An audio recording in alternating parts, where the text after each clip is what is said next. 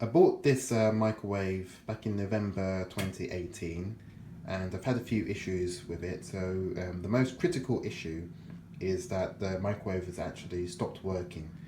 So you can actually see the plug is in the socket and it's on, but there is no power to the microwave, so nothing's coming on. Normally there's a blue LED light indicating the time for the microwave, and that is not working.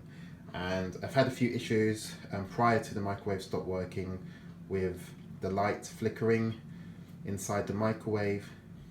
We've also had a crack which suddenly just appeared one day, and in addition to that, we've had an issue with the fan not working or making strange noises. So all in all, I'm not entirely happy with this product, and I do not recommend this product at all. If you are thinking about purchasing this product, then think again, because you will likely experience issues with this product, and it's just best to be avoided. Thank you.